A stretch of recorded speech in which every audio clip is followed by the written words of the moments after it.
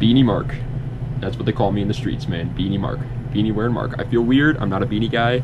Let's just address the elephant in the room. Okay, I'm wearing a beanie. I know it looks kind of weird, but I'm trying to wear them more because they're so comfy, bro. They're so warm. Either way, hello, ladies and gentlemen. Welcome back to the channel. My name is Mark Roden, and in today's video, we're going to go over the 5 reasons you should buy and the 5 reasons you should not buy an Acura Integra. This is a new series on our channel. We're still kind of trying to work out the kinks. But the way it works is pretty much we go over one thing that I think is good about the car, like one reason why you should buy it, and then one reason why you shouldn't, and then one reason why you should, and then one reason why you shouldn't, etc., etc., until we get to 10 total. Then at the end of the video, I tell you my final thoughts on whether or not I think you should buy the car. And I scoured the internet to find what all the owners are saying, whether it comes from forums or whatever, and just got the common complaints and the common praises about the car here for you. Normally this is where I would say, however, I've never owned one of these cars, so take everything I say with a grain of salt, but I do own one of these cars. I've owned an Integra for around 3 years now, and so I can put my input in on these cars. But normally, like I said, I'd say, you know, let me know what you guys are thinking if you do own one of these cars. The comments are public and stuff like that. If you have any constructive criticism, despite what some people may think, I do not want to spread misinformation. So if there's anything else that you'd like to add to these videos, or anything you'd like to take away from these videos and say that he's wrong about that, by all means, go right ahead, man. I don't want to spread misinformation. Either way, media of the day is Good Will Hunting. It's a movie, and it is such a good movie. It's a really good movie about like just like, first of all, mental health in general, but then also like manhood, you know what I mean? Like I feel like that part is always just kind of like glossed over when it comes to Good Will Hunting. Everybody talks about the mental health parts of it because, yeah, it's a movie about a therapist and a student. Like obviously it has something to do with mental health, but also just about, like, again, becoming a man and like showing emotions as a man and realizing that it's okay to do that. Such a good movie, such a good freaking movie. I recommend you watch it. It's an absolute banger. But without further ado, let's go right into it with the 5 reasons you should and 5 reasons you should not buy an Acura Integra. Oh, also, I should have made this clear in the beginning, but I figured based on the thumbnail, you guys knew which one I was talking about. We're talking about the 3rd gen, specifically the DC4s or the DC2 Integras, not the first 2 generations, all right? Either way, reason number 1 why I think you should buy an Acura Integra is the price. Yeah, I mean, I got mine for $3,000 on the diddly dot. It's a 5-speed manual. Does have a B series, but it's not a VTEC, unfortunately. But it had like 150,000 miles when I got it, which sounds a little scary for some people, I know, but that's not much of anything for a Honda as long as it's not rotting out. And you can do pretty much the exact same thing. They're still dirt cheap. They're definitely rising a little bit here and there, but you can still very easily find an Integra for less than $5,000. And at that point, you have an incredibly, in my opinion, an incredibly cool and well worth the price JDM legend. I put quotation marks around the word legend there, by the way. You guys couldn't see me, but because you're seeing the car in the background instead. But yeah, I put quotation marks around there because, I don't know, would you classify an Integra as a JDM legend at this point? I think I would. Either way, reason number 1 why I think you should not buy an Acura Integra is the sound. I kind of like it. I grew to like it, though, to be honest. Like, when I first bought the car, just like everybody else, I did not like the sound of those little Honda inline 4 bangers. And there's no denying the fact that most people don't.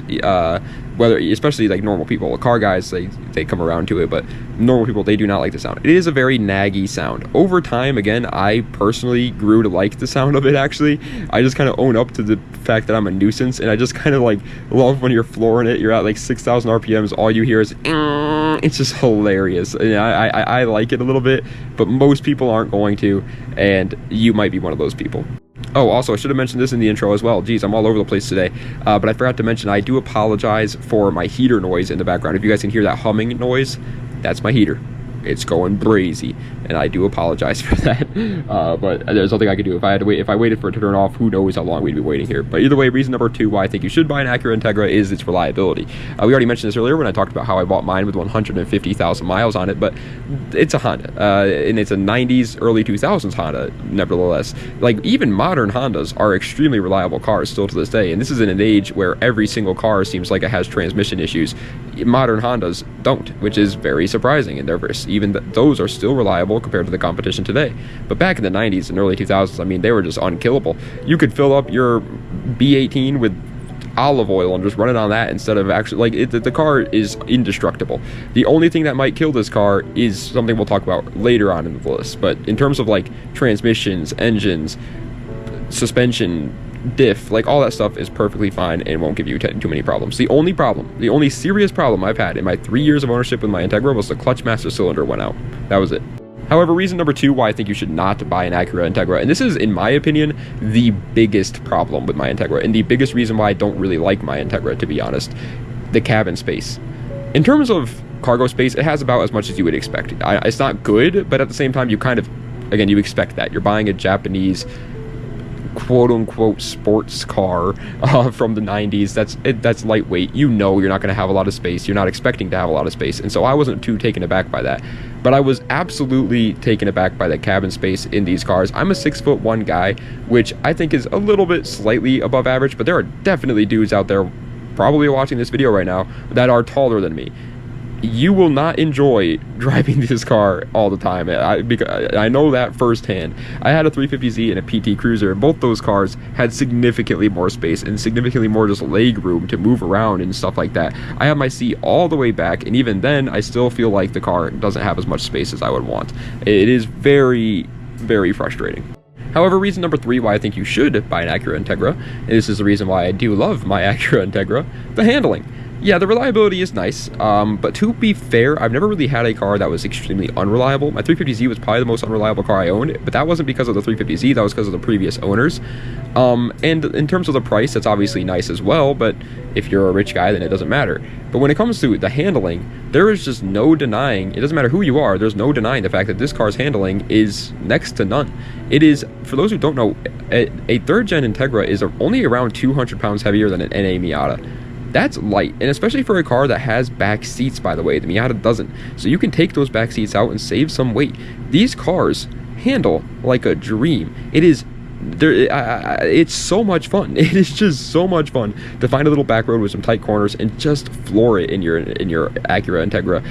Legally, of course, on a closed course, obviously, but it's fun as hell to do it. And again, that sound, even though most people don't like it, so I'm gonna keep it as a bad reason, but hearing that while you're doing it makes it even more fun. However, reason number 3 why I think you should not buy an Acura Integra is the other side of the performance factor, the power. The stock power in an Acura Integra is 110% nothing to write home about. Most of them, the LSs and the GSs, come with 140 horsepower. That's pretty much nothing. The GSR is a little bit better with 170 horsepower, but that's still pretty much nothing. And then obviously the Type R has pretty good power. I think it has like 215, I want to say, somewhere around there. I can't remember exactly, but I don't think most of you guys are looking at buying a Type R, so that's irrelevant. But in terms of the GS, LS, and GSR, all those power numbers are just not great, and it does get a little bit boring, and it's really annoying too sometimes when I just want to get out of the, like, somebody's driving 10 miles an hour in front of me, I want to pass them, and I just can't, because the car has absolutely no power. And then I'll like be going up a pretty steep hill, and I have to downshift like all the way into third because the car is just losing power, and I'm flooring it, and it's just barely making it up this hill. The car really does struggle in the power department, so if that's what you're looking for, this is definitely not the car for you. I can definitely see myself getting a little bit bored of it. The one thing I will say about this, though, is it feels like you're going a little bit faster than you really are. Not by a lot, but definitely by a little bit, just because of how nimble the car actually is. But obviously you can't mention the power without mentioning something else. Reason number 4 why I think you should buy an Acura Integra is the tuning potential / aftermarket support for these cars. For those who don't know, these cars come with a B series. Yeah, and besides the K series, the B series is like the best Honda family of motors out there. I don't know, would you guys say, let me know in the comments, would you guys say the K series or the B series is overall the better platform? I personally would say the K series, but I can definitely see an argument for the B series. But nonetheless, for those who don't know what a B series even is or what a K series is, and you think I'm speaking gibberish, they're just really freaking good motors for building some dirt cheap power, especially for a 4-banger. They just love handling little power. It's not like they're going to be reaching 1,000 horsepower, but you don't need 1,000 horsepower. Your car weighs 2,300 pounds. All right, you don't need that much. You need 300, and even then, that's perfect. And this car can absolutely reach 300, 400 horsepower on stock internals with very dirt cheap aftermarket mods for it, and do it on top of all that reliably as well. Like, yes, a car like a 350Z could also reach 400 or 500 horsepower on the VQ35 stock motor, but it's not going to do that reliably. It's going to do that and have problems after a week. This car will do it, and you can daily it. But reason number 4 why I think you should not buy an Acura Integra, and this is the number 1 thing that's killing my car right now, as a matter of fact, so please don't be as stupid as I was and just like look at look at it at nighttime like I did in the freezing cold in the dead of winter, so I was just wanted to get out of there and just bought it right on the spot because it's rust. Yeah, for those who don't know, my car might look pretty in pictures or when you guys see it in videos because it's wrapped, but underneath that wrap is just, the quarter panels are literally just rotting out completely. There are parts of the car that are just falling. My exhaust fell off, like parts of my suspension are falling off because it is just completely rotted out, and it is 100% my fault. I should have looked at the car a little bit closer when I went to buy it, but as I explained, I went up there when it was dark and freezing cold in the middle of winter, and I just wanted to get out of there, and so I pulled a stupid move. Don't do what I did. These cars do have rust, and it will kill them, unfortunately. However, reason number 5 why I think you should buy an Acura Integra, and the final reason for today's list on why I think you should buy an Acura Integra, is specifically the community. The community, not just like, obviously not just the Integra community. The Integra community as a whole, like that little niche sub-genre or sub-community is pretty nice and it's pretty cool or whatever. But I'm more so talking about the entire community of Honda as a whole. No matter what Honda you have, you're pretty much accepted into the Honda community. It doesn't matter if you drive a Fit, it doesn't matter if you drive a Civic, it doesn't matter if you drive an Integra, a Prelude, an Accord, a TL. You could drive anything. Even CRV guys are like accepted into like the Civic groups. Doesn't matter what you drive. If you drive a Honda, the Honda community wants you to be a part of the group with them, and they're extremely nice, extremely helpful. I love them. By far, in my opinion, I've said it before and I'll say it again, but in my opinion, the Honda community is by far the best community within the car community, sub-community, I guess you can say, within the car community. They're the best guys you could ever ask for to become a part of, especially if you're a new time guy. They don't judge you, they just want to help you, and they want you to stay in the community, so all they do is be nice to you, and it's super cool to see.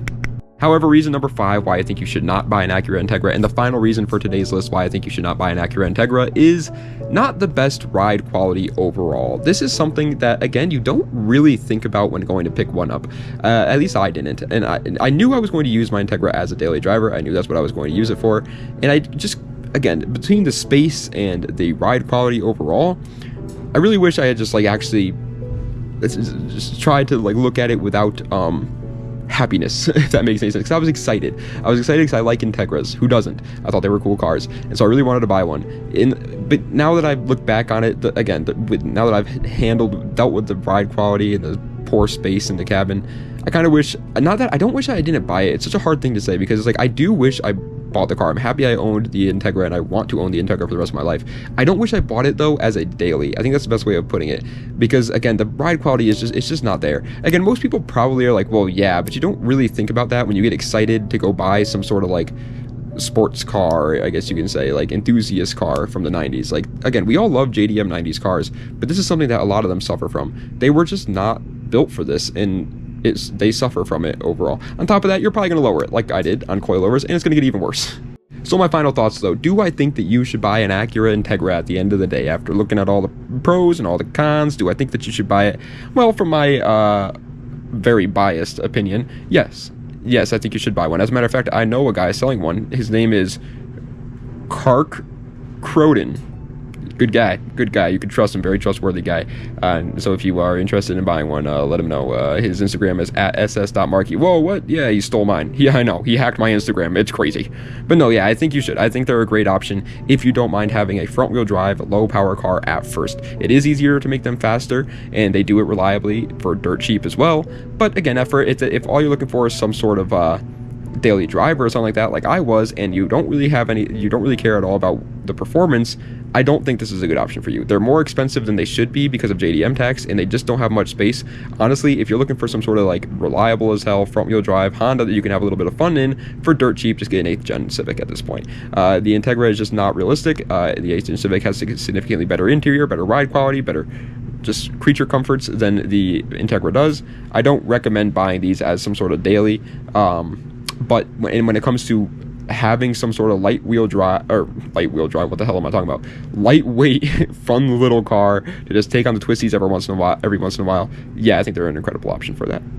I look like a condom. I look even worse now. What has happened? I tried to like adjust it in the middle of recording at some of those points, and I think I just made it worse. I am just not a beanie guy. I tried it out. Not me. Anyways, that is the end of today's video, guys. I hope you guys enjoyed. If you did, please be sure to like, comment, and subscribe to the channel for more content just like this. Let me know what the videos I'd like to see in the comment section down below. Check the links in the description for any of my other social medias or any of my other YouTube channels or any of that great moment. And yeah, guys, thank you guys so much for watching, man. In terms of the next, like, 5 reasons why you should, 5 reasons why you should not buy, I'm going to do the RSX, because I figured why not. We just did the Integra, we do the RSX next. It makes sense, get them both out of there, boom, bang, bang. They're done. As a matter of fact, though, I do want to mention that. I forgot to mention that in the video at some point. I honestly think at today's pricing for the Integra, if you're gonna buy a base Integra, I would just buy the base RSX, because they're around the same price, and the RSX is, I would personally say, overall the better option in 2025. I forgot to mention that in the video, but I just wanted to mention it now. But nonetheless, that is the end of today's video, guys. I hope you guys enjoyed. Short outro today, because I feel like I always ramble for like 5 minutes straight in the outros, and it just ruins like the video sometimes. So we're just gonna keep it short today. We don't really have much else to tell you guys, but I do appreciate all the support recently and everything. I love you guys, and das Vidania. Have a nice night.